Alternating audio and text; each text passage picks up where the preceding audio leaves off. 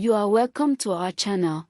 By the end of March 2025, 20 people are going to win amazing prizes. I will ask a question on any random video that will be published from now till then. The first 20 people to answer it correctly will be the lucky ones. Kindly subscribe so as to be able to see our next video. Thank you so much. Let's begin. In the heart of Akwa Ibom, a small village nestled between rolling green hills and vast farmlands, there was a hidden gem known only to the children, Greenwood Playground. Unlike modern playgrounds, this one was carved from nature and tradition. Towering baobab trees stood as silent guardians, their thick trunks providing shade and perfect hiding spots during adventures. The playground was a world of imagination. It had a rusted iron slide that burned in the afternoon heat, a wooden seesaw that creaked like a talking drum, and an old merry-go-round that spun so fast it made the children dizzy with laughter. A mighty mango tree stood at the center, its branches offering fruit to those skilled enough to climb. The playground belonged to the children. It was where Annie, Joy, Mfon, Edet, Amy, and Abasiama became warriors, traders, cooks, and explorers. Every evening, as the sun sank behind the palm trees, they gathered, their laughter echoing through the village. Their days were filled with games passed down through generations. The boys played football, kicking a worn-out leather ball between makeshift goalposts made of stones. Dust rose as they dribbled, passed, and tackled, their bodies glistening with sweat. The owner of the ball was treated like a king. He decided who played, and if he got angry, the game ended. Some raced with old bicycle tires, rolling them with sticks as they weaved through narrow village paths. Others carved small toy cars from baobab branches, crafting wheels and axles with tiny knives, their creations competing in long-distance races. The girls formed circles, clapping and singing traditional songs, their voices harmonizing in the warm air. They played hand-clapping games and jumped over ropes twisted from palm fibers, laughing and teasing each other. Every school term, their uncles would visit and make grand promises. Whoever takes first position will get a brand new bicycle, they would say with wide smiles. This promise sent the children into a frenzy of studying, their dreams filled with images of sleek, colorful bicycles with shiny bells. Edet, Mfon, and Amy stayed up late, reading by the dim glow of kerosene lamps, determined to win the prized bicycle. But when the term ended and they rushed home with their report cards, their uncles always had an excuse. "Oh, the bicycle seller has traveled," one uncle would say. "The money I kept for the bicycle was stolen," another would explain. Yet, they never stopped believing. Maybe, just maybe, the next term, their uncle would keep his word. Under the shade of the mango tree, they created make-believe kitchens. Using empty tomato tins, they scooped fine sand, pretending it was rice or gari. Small twigs became spoons, and leaves served as vegetables. "I am making egusi soup today," Joy announced, stirring her imaginary pot. Edet peered into her tin and smirked. "Your soup is too watery. Nobody will buy it." "Wait, let me add more vegetables," Joy replied, plucking tiny leaves from the ground and sprinkling them into her pot. They shaped balls of sand to resemble puff-puff, giggling as they set their imaginary table.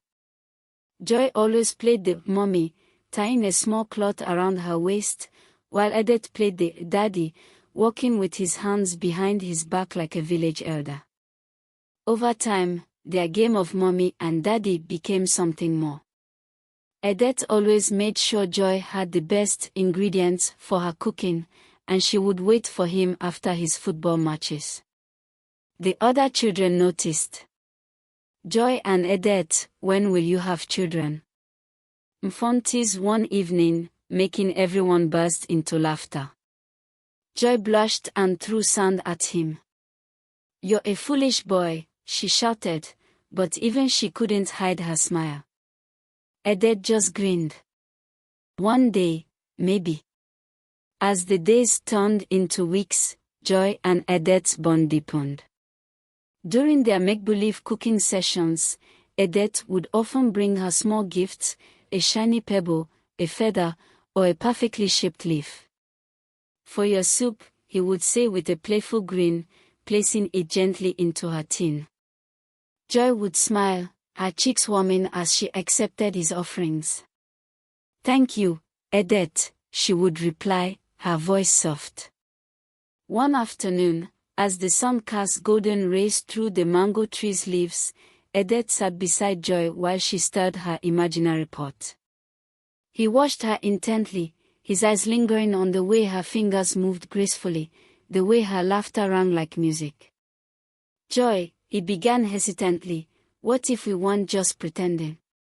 What if we were really mommy and daddy one day?" Joy paused, her heart skipping a beat. She looked at him, her eyes wide with surprise.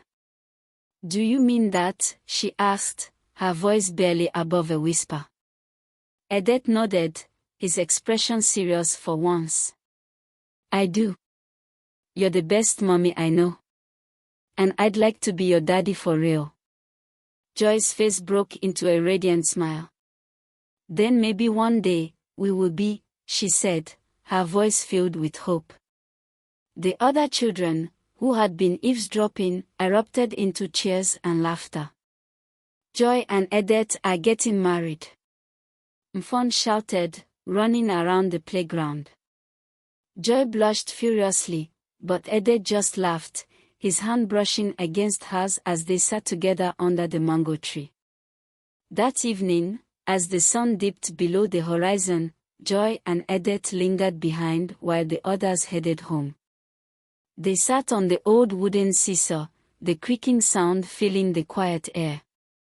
"Joy," Edet said, his voice steady, "I want to promise you something. No matter what happens, I always make sure you have the best ingredients for your soup. And one day, when we're older, I'll build us a real kitchen, not just one made of tomato tins." Joy's heart swelled with emotion. She reached out and took his hand, her fingers intertwining with his. "And I'll always wait for you after your football matches," she promised. They sat there in silence, the weight of their words hanging in the air. For the first time, their playful game felt like something more, a promise of a future they both dreamed of. The children's greatest temptation was the Ikpa River, a place their parents had forbidden them to go. The elders told stories of water spirits that could snatch them away if they swam too deep. But the river was too beautiful to resist. On hot afternoons, when the sun blazed like fire, they sneaked away, racing through the bush paths. The moment they reached the riverbank, they stripped down to their underwear and plunged in. The cool water swallowed their laughter as they splashed and played. They held contests to see who could hold their breath the longest, and Mfon, the best swimmer, always won. "You will soon turn into a fish," Abasiama teased one day. "I'd rather be a fish than get caught by my mother," Mfon laughed, diving beneath the surface. But their joy never lasted long. No matter how carefully they dried themselves, their parents always knew. As soon as they returned home, the beatings began. Their mothers would pull their ears, slap their backs, and warn them never to go near the river again. "You want the water spirits to take you," Joy's mother scolded. "Do you think you are stronger than them?" "We won't go again," they always promised. But the next time the sun burned too hot, they found themselves back at the river, laughing, splashing, and waiting for the next punishment. One evening, during a game of akong mom, their version of hide and seek, Edet ran to hide behind the old baobab tree. As he dug a hole to leave his secret message, his fingers hit something hard. "Come and see," he whispered urgently. The others gathered, excitement bubbling in their chests. Carefully, they dug out a small wooden box, its surface carved with strange markings. Inside, wrapped in old cloth, they found a faded letter written in ink. Mfon, the best reader among them, carefully unfolded the letter and read aloud. "To whoever finds this, know that this land holds a secret. Many years ago, before the white men came, this playground was a meeting place for the guardians of our village. Buried beneath the great baobab tree is something that must never be forgotten. Protect it." The children exchanged nervous glances. "What does it mean?" Aini asked. Edet stared at the tree's massive roots. "I think we have to dig deeper." As the sun dipped below the horizon, casting long shadows across the playground, they realized that their beloved Greenwood Playground was more than just a place to play. It held a mystery, a forgotten history waiting to be uncovered.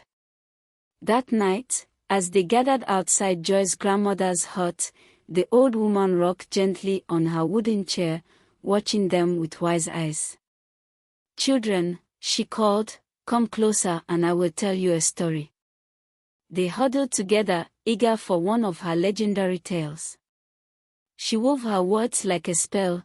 Long ago, in a quiet village surrounded by golden savanna and tall baobab trees, lived a hare and a tortoise. The hare was the fastest animal in the village, always boasting about his speed.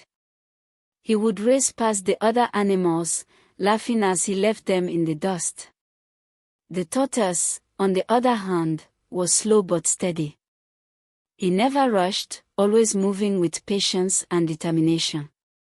The other animals often laughed at him, but he remained calm and focused. One day, after another of his races, the hare laughed and said, "No one in this village can outrun me." The tortoise looked up and smiled.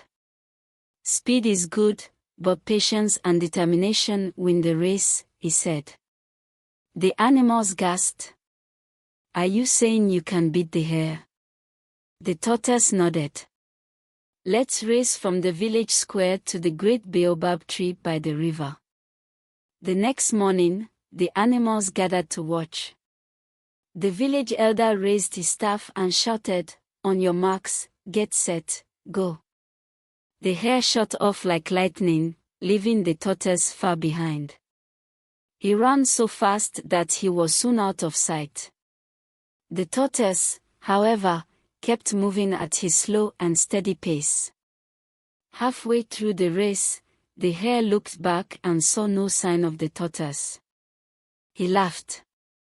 "That slowpoke is nowhere near me. I have time to rest." He found a shady mango tree and lay down for a nap. Meanwhile, the tortoise kept walking, step by step, never stopping. The sun was setting when the animals saw him approaching the finish line. Just as he was about to cross, the hare woke up and realized his mistake. He dashed toward the finish line as fast as he could, but it was too late. The tortoise took his final step and won the race. The animals cheered, and the village elder said, "Today, we have learned an important lesson: speed alone is not enough. Patience, determination, and consistency win the race." The hare bowed his head but smiled. "You were right, my friend. I will never underestimate patience again." From that day on, the hare became wiser, and the tortoise became a legend in the village, a symbol of perseverance and wisdom.